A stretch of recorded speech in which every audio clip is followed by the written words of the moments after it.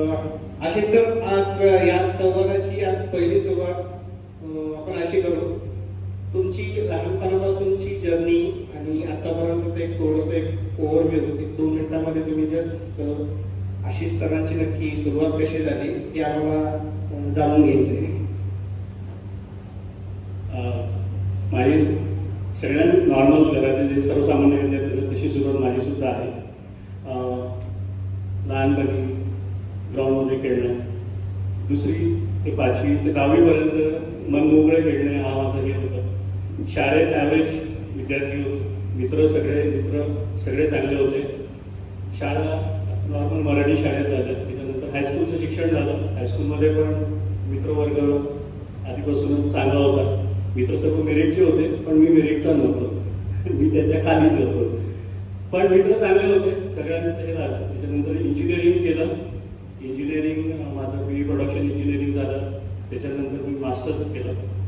Masters माझं master of engineering आहे. माझं स्पेशलायझेशन डिझाईन आणि मॅन्युफॅक्चरिंग आहे. त्याच्यानंतर बऱ्याचशा कंपन्यांमध्ये मी जॉब केला आणि फायनली 13 वर्ष अगोदर मी डिसिजन घेतलं की माझी स्वतःची कंपनी चालू करायची. आणि तेव्हापासून आजपर्यंतचा हा माझा प्रवास आहे आणि आता अजूनही हा चालूच आहे आणि चालूच राहील. माझ्या घरच्यांबद्दल मला सांगायला आवडेल. माझे वडील हे डॉक्टर आहेत. त्यांनी PhD केलेली आहे. डॉक्टर ऑफ फिलॉसॉफी त्यांनी केलेली आहे ॲग्रिकल्चरमध्ये, डॉक्टर पंजाबराव देशमुख कृषी विद्यापीठातून. ते रिटायर आहेत आता. माझी आई गृहिणीच आहे. पण मला सांगायला आवडेल की आपण सर्वसामान्य घरातून झालेलो आहे. माझे वडील पण खूप हाल अपेष्टा प्रत्येकाचे आई वडील करत असतात. माझ्या वडिलांचं सुद्धा तसंच आहे, आईचं सुद्धा तसंच आहे. तर त्याची आपल्याला जाणीव असायला पाहिजे. मला एवढंच वाटते आतापर्यंतच्या प्रवासावरून. नक्कीच सर, कारण आपल्याला संधी देणारे हे आपले माता पिता असतात. आणि थोडंसं एक म्हणायचं झालं की जसं आता तुम्ही वाक्य सांगितलं की आई वडिलांसाठी काहीतरी करून दाखवायचं, तर त्यांना आता तुम्ही एक बिझनेस रन करताय. अगोदर एक जॉब तुम्ही करत होता आणि एक सर्वसामान्यांच्या घरामध्ये एक प्रश्न असतो, माझा मुलगा किंवा मुलगी जॉब करते तर त्यांचे आई वडील पण रात्री निवांत झोपतात, पण माझा पोरगा बिझनेस करतोय किंवा बिझनेस करते माझी मुलगी, तर काही सर जॉब बंद करून बिझनेस सुरू करण्याच्या फेजमध्ये काही चॅलेंजेस तुम्हाला आले असतील, नक्कीच आले असतील. तर ते ट्रान्सफॉर्मेशनच्या फेजमधला काळ कसा होता? जॉब क्विट करून बिझनेस स्टार्ट करणं तुम्हाला असं का वाटतं? नॉर्मलच आहे सगळ्यांच्या. प्रत्येक जणांच्या आईवडिलांना वाटते की माझ्या मुलांनी चांगला जॉब करावा, चांगल्या गळगण पैशाची त्याला नोकरी लागावी, तर लग्न व्हावं सगळ्यांनाच वाटते. बाकीच्या सगळ्या प्रोसेस आहेत आपल्या संस्कृतीमध्ये जे दिलेलं आहे ते सगळ्यांना काही चुकत नाही. सगळेजण त्याच्यातून जातच असतात. पण जेव्हा तुम्ही प्रत्येकाचे काही ॲस्पिरेशन्स असतात. मला म्हणजे तुम्ही जस्ट 12वी झालेले आहात आणि तुम्ही या ठिकाणी आलेले आहात म्हणजे तुम्हाला काहीतरी ॲस्पिरेशन आहे. तुम्हाला तुमच्या लाईफमध्ये काहीतरी करायचं आहे. ते तुम्हाला करायचं आहे म्हणून तुम्ही इथे आलेले आहात बेसिकली, राईट? कारण हा रहिवासी प्रोग्राम आहे जे मला सांगण्यात आलं. 3 दिवसाचा रहिवासी प्रोग्राम आहे आणि रहिवासी प्रोग्राममध्ये तुम्ही जर आलेले आहात ते कौतुक तुमचं करायला पाहिजे की तुम्हाला ते ॲस्पिरेशन आहे की तुम्हाला तुमच्या लाईफमध्ये काहीतरी करायचं आहे. तर आता तुम्ही तुमच्यासाठी टाळ्या वाजवा की तुम्हाला काहीतरी चांगलंच करायचं आहे लाईफमध्ये. आणि तुम्ही त्याच्यामुळे हे ॲस्पिरेशन एक असतं बेसिकली जे मला सांगायला आवडेल की ॲस्पिरेशन असते प्रत्येक व्यक्तीमध्ये की मला हे करायचं आहे. माझं डे 1 पासून मी जेव्हा मास्टर झालो मी डे 1ला ठरवलं होतं की I will do my job, I will take the skills what I want and then I will start my own business. Whatever may be the business is, I have not decided की मला हेच करायचं आहे किंवा मला तेच करायचं आहे. बट ड्युरिंग द फेज मी जेव्हा जॉब करत होतो तेव्हा मला अपॉर्च्युनिटीज एक्सप्लोर करता आल्या आणि डोळे ठेवून एक्सप्लोर करायचे असतात अपॉर्च्युनिटीज. ते पण मला एक सांगायला आवडेल किंवा जेव्हा तुम्ही इथे आलेले वेगवेगळे सेशन्स होत आहेत तर you can just note it down की मला काय आवडते. तर त्याच्यानुसार बेसिकली एक ॲस्पिरेशन होतं स्वतःचं काहीतरी करायचं आणि तेच मला ड्राईव्ह केलं basically to switch from job to the entrepreneurship development. Yes, there are challenges but challenges are good. हे ट्रान्सफॉर्मेशन होत असताना बरोबर हे चॅलेंजेस येत असतात आणि काही विद्यार्थी ते चॅलेंजेस नको म्हणून ह्याच्यात ट्रान्सफॉर्मेशन करत नाही. चॅलेंजेस असतात. आता ज्यावेळेस तुम्ही एंटरप्रेन्युअरशिप ज्यावेळेस तुमची जर्नी चालू झाली, अर्थात आता 12वीचे जे विद्यार्थी आहेत, 12वीच्या विद्यार्थ्यांची मानसिकता एक असते की सर त्यांच्या मनामध्ये लहानपणापासून असं एक चित्र आलेलं असतं की बिझनेसमन झालं की पैसा पण भरपूर असतो आणि जास्त कामं जॉबवाल्यांना करावं लागतं. म्हणजे काम जॉबवाल्यांनी करायचं, प्रॉफिट मात्र बिझनेस ओनरने घ्यायचा.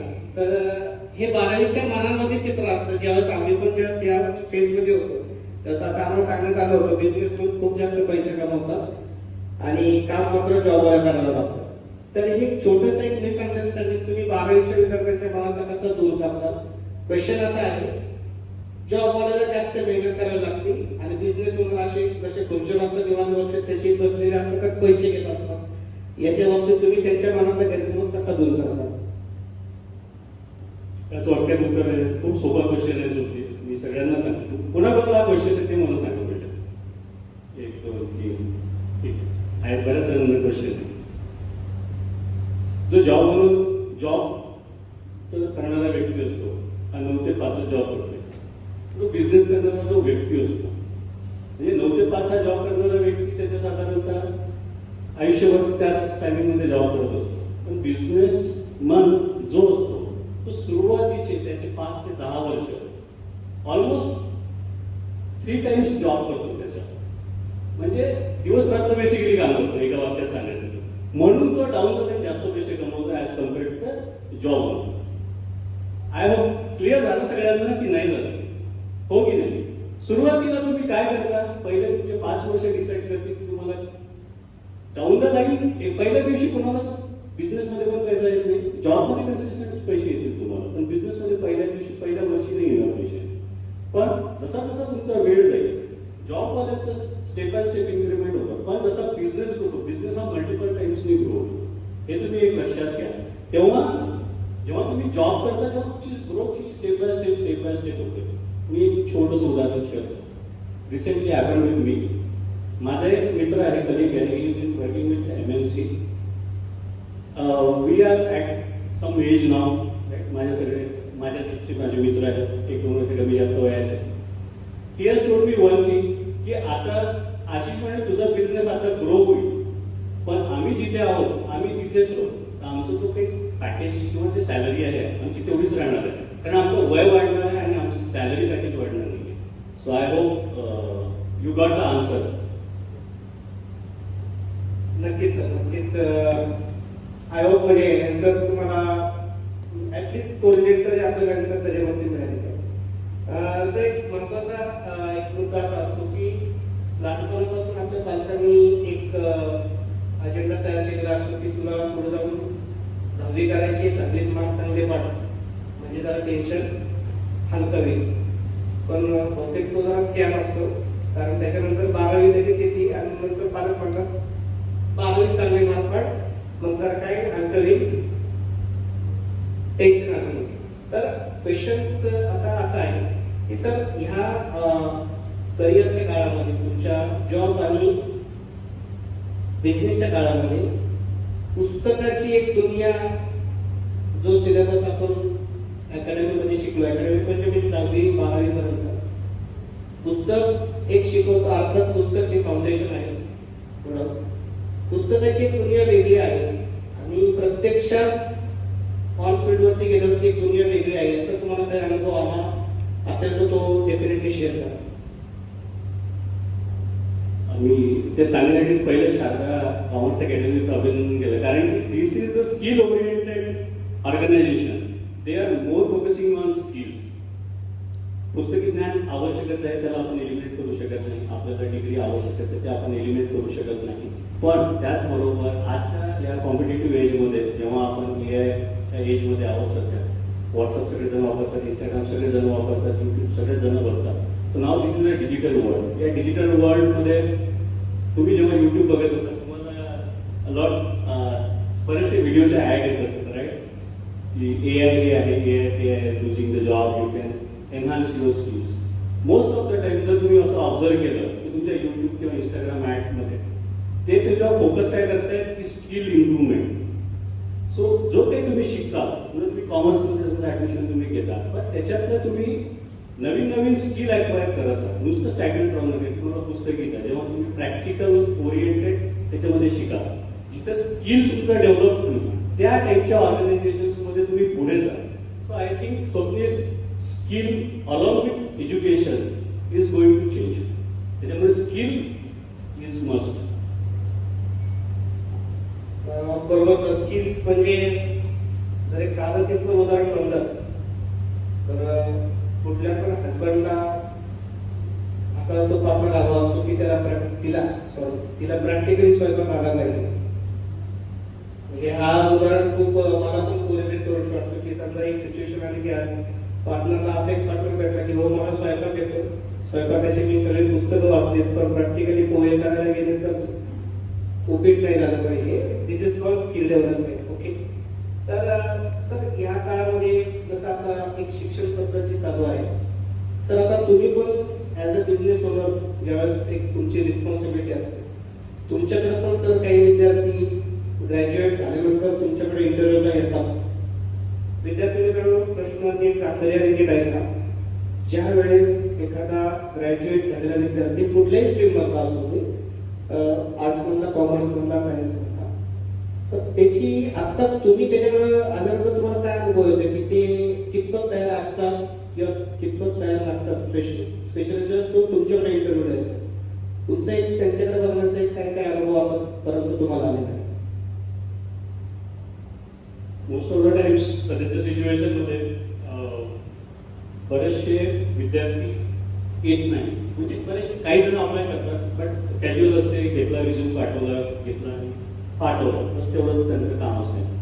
बट जो सिरियसली काम करणारा विद्यार्थी असतो तो पूर्ण स्टडी करतो.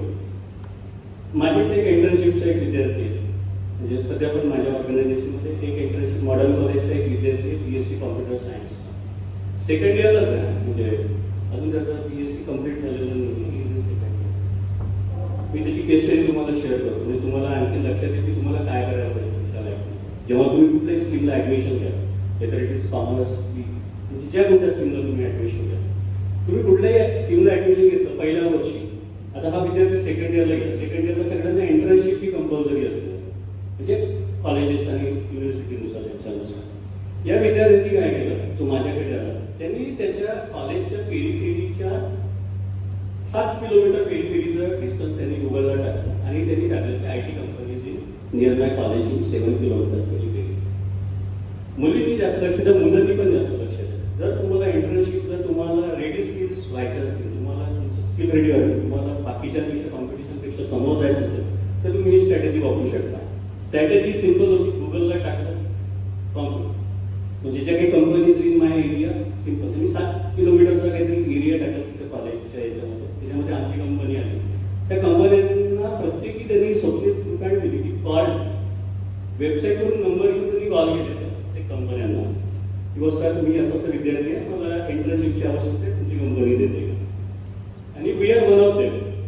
माझाच नंबर वेबसाईटला आहे, त्याच्यामध्ये त्यांनी मला कॉल केला आणि out of that he come then we interview we find it out की विद्यार्थी ओके आहे, ही इज प्रोव्हाइड. तुम्हाला काय असायला पाहिजे, तुम्हाला चॅनल्स असायला पाहिजे, तुम्हाला हुशार असणं गरजेचं नाही.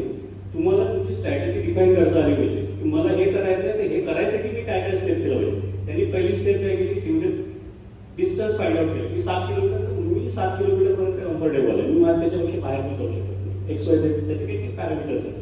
त्यांनी आयडेंटिफाय केलं मला या टाईपच्या कंपनीमध्ये जायचं जिथे मला शिकायला जास्त मिळू शकते. तिथे त्यांनी सेकंड इयर कॉल्स केले, ईमेल पाठवले आणि नंतर तो तिथे प्रत्यक्ष इंटरव्ह्यूला गेला.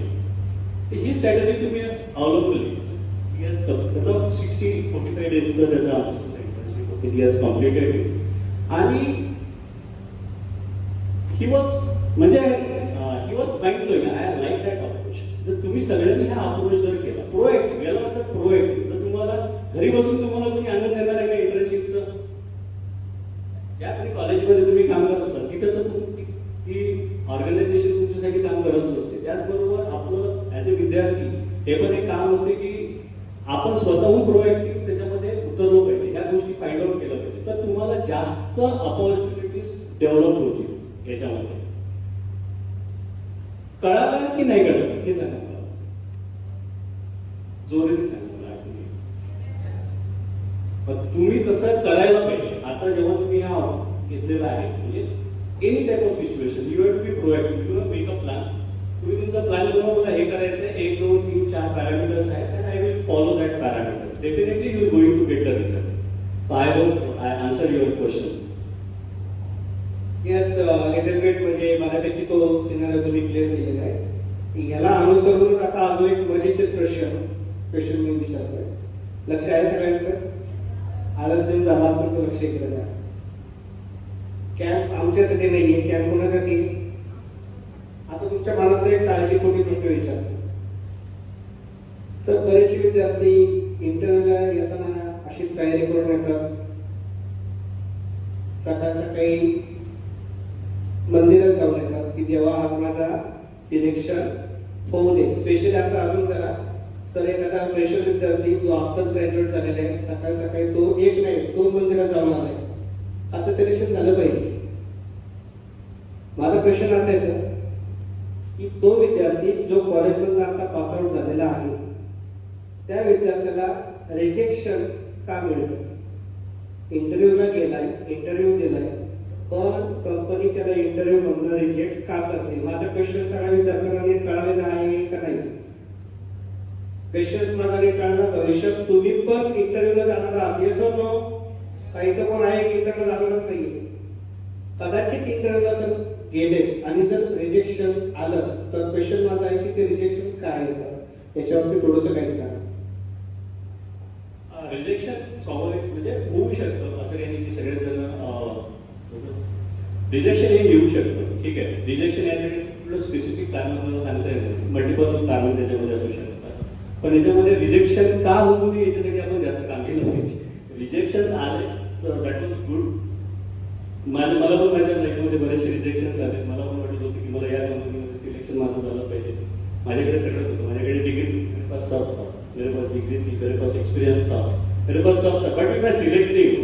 So it's not always that की we can get selected. But rejections आलं, रिजेक्शन्ससाठी प्रिपरेशन, येस डेफिनेटली प्रिपरेशन आवश्यक आहे. प्रिपरेशन तुमचा कुठलाही इंटरव्ह्यू असतो, जसं आपण परीक्षेची प्रिपरेशन करतो तसंच इंटरव्ह्यूची प्रिपरेशन पाहिजे. ज्या कंपनीमध्ये चाललं ती कंपनी काय करते, तिचे प्रोडक्ट्स काय आहेत, तिच्यामध्ये कुठल्या टाईपचे ते त्यांचं स्ट्रक्चर काय आहे, बऱ्याचशा गोष्टी वेबसाईटला दिलेल्या असतात. बरेचसे जण बघतच नाही की त्याच्या वेबसाईटला प्रोडक्ट काय आहे. आणि किंवा हा एक वन ऑफ द पार्ट आहे. दुसरं की ज्या पोझिशनसाठी ते चालले, सपोज मी सेल्सवाल्यासाठी इंटरव्ह्यू घेतोय आणि तो माझ्याबरोबर मार्केटिंगचं बोलतोय किंवा मी मार्केटिंगचं केलं तर माझ्यासोबत वेगळंच ते बोलतोय, देन त्याच्यावर त्यांचा अभ्यास नसतो बेसिकली. तर अभ्यास हा त्या इंटरव्ह्यू प्रोसेससाठी पण आपण करायलाच पाहिजे. तरच अभ्यास कसा आहे की अभ्यास म्हणजे काय तुम्हाला पुस्तक घेऊन बसायचं नाही किंवा तुम्हाला रट्टा मारायचा नाहीये. जनरल अवेअरनेस जसे तुम्ही युट्यूब पाहता तसे त्या कंपनीचे काही असतील पेजेस असतील ते तुम्ही बघा, चाळा, त्याच्यातून तुम्हाला 2 गोष्टी माहिती होतील. आणि याच्यामध्ये आणखी मेन जो असतो तो तुमचा ऍप्टिट्यूड असतो. तुम्हाला कोणती कंपनी जेव्हा तुम्ही जाते तुमच्या स्किल्स, तुमच्या ऍप्टिट्यूड, तुमचा प्रॉब्लेम सॉल्विंग स्किल्स ह्या त्या बघितल्या जातात मोस्ट ऑफ द टाइम. ह्या जर तुम्ही प्रिपेअर करून जर व्यवस्थित केलं तर डोंट थिंक की तुम्हाला rejection you will get the job. All those were present here, तर तुम्हाला सगळ्यांना पहिल्याच इंटरव्ह्यू मध्ये जॉब मिळू शकतो. नक्कीच सर, युद्धाचं प्रिपरेशन तयार करून गेलो म्हणजे इंटरव्ह्यू म्हणजे एक युद्धच असतं सर. ऐकूया काय? इंटरव्ह्यू म्हणजे एक युद्धच असतं. सरांनी तो बरोबर चांगला मेसेज सांगितला. त्या युद्धाची तयारी करून गेलं तर रिजेक्शनचे चान्सेस ऑलमोस्ट नाहीच्या बरोबर होतात, तयारी करून गेलं. सर, याच प्रसंगावरती अजून एक क्वेश्चन आता त्याच्यामध्ये आहे की आता सर तुमच्या कॉलेजच्या काळात म्हणजे तुमच्या कॉलेजचं मी स्पेसिफिक शेवटचं वर्ष थोडंसं हायलाईट करायचंय मला. तुमच्या कॉलेजच्या काळामध्ये तुमच्याकडून कॉलेजने अशी काही तयारी करून घेतली होती का की इंटरव्ह्यूचा सामना कसा करायचा असतो, कंपन्यांना कोणते स्किल्स लागतात? माझा क्वेश्चन नीट ऐकू येतोय विद्यार्थ्यांना? माझा क्वेश्चन असा आहे की कॉलेजने तुमच्या शेवटच्या वर्षामध्ये तुमच्याकडून इंटरव्ह्यूची तयारी करून घेतली होती का? तो येस नो मध्ये क्वेश्चन असेल, नसेल तर आपल्याला काही म्हणता नाही यायचं. पण जर नसेल केलेली तर त्याचा काही त्रास तुम्हाला पुढे करिअर मध्ये जाणवला का? आमच्या कॉलेजमध्ये म्हणजे डिग्रीला होतो तेव्हा आमचे प्लेसमेंट वगैरे असं असतात तेव्हा ॲट टाईम होतो basically you have to come out of the college and go to the field kind of the job.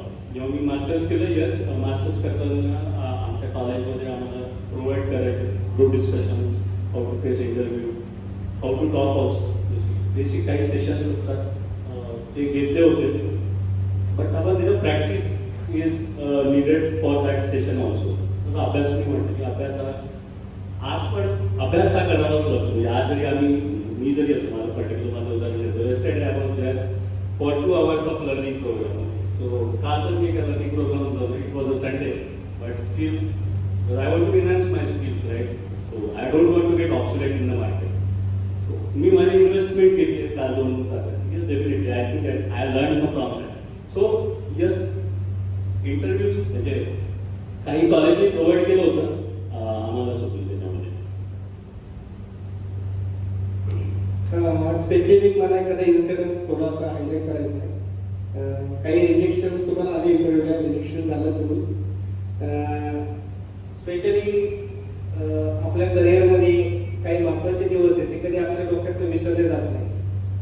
मला फक्त तो दिवस फक्त थोडंसं तुमचा अनुभव शेअर करा. तुमच्या मनामध्ये काय काय विचार येत होते. क्वेश्चन्स दिला आहे का मित्रांनो? बॉईज गर्ल्स क्वेश्चन असा आहे ज्या दिवशी तुमचा पहिला इंटरव्ह्यू असा झाला की ज्याच्यात तुम्हाला रिजेक्शन भेटलं आणि संध्याकाळी रात्री झोपताना तुमच्या मनात काय चालू होतं. That was I am asking about first rejection. आणि त्या दिवशी रात्री झोपताना तुमच्या मनात काही विचार आले होते का नव्हते. मग ते समोरच्या कंपनीचं चुकलं का स्वतः माझं काही चुकलं असे काही विचाराचं युद्ध डोक्यात चालू होतं का. तर तो थोडासा अनुभव आम्हाला शेअर करा.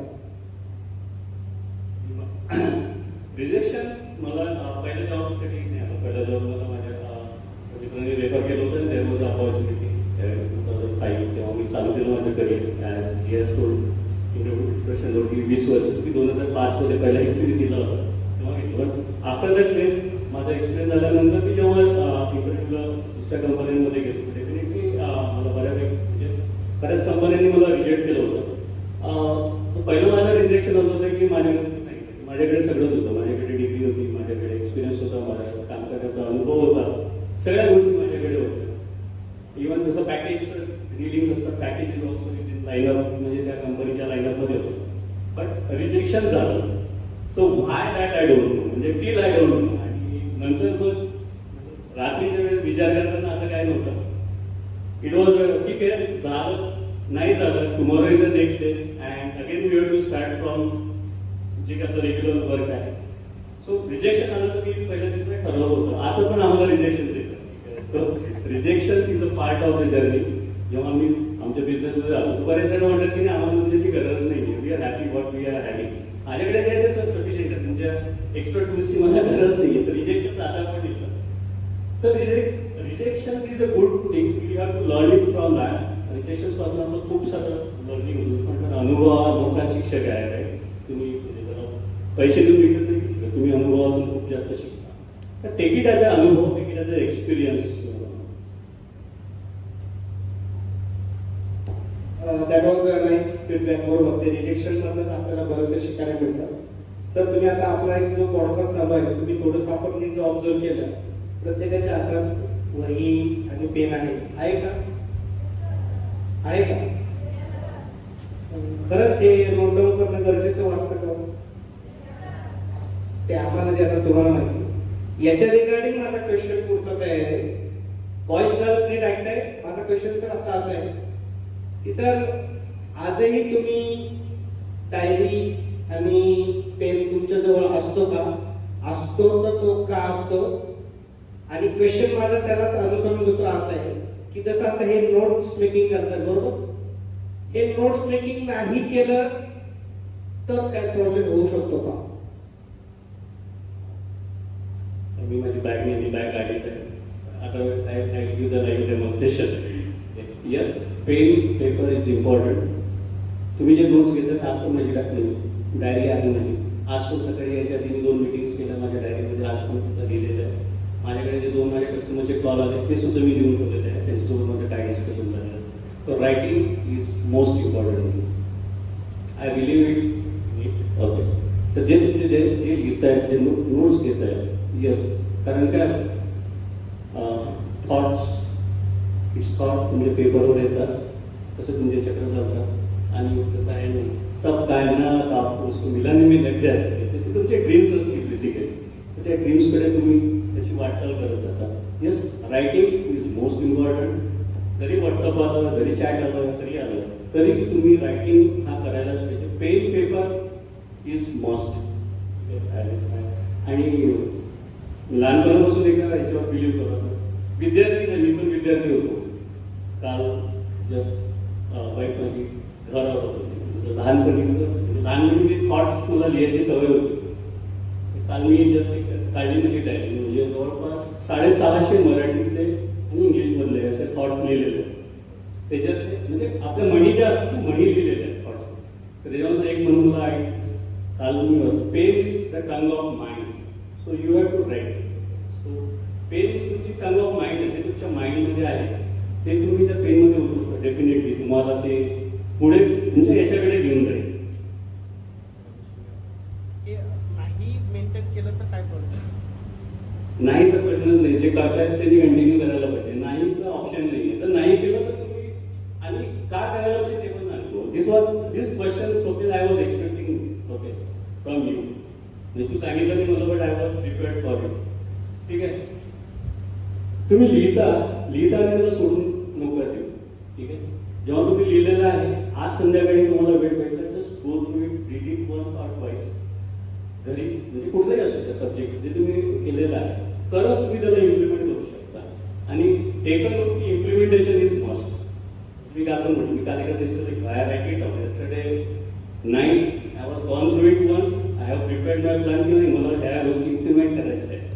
तर लिहून सोडून नका देऊ. डेफिनेटली त्याला एकदा तुम्ही बघा, वाचा आणि त्याच्यावर इम्प्लिमेंट करा. इम्प्लिमेंटेशन जर लिहून तुम्ही सोडून दिलं तर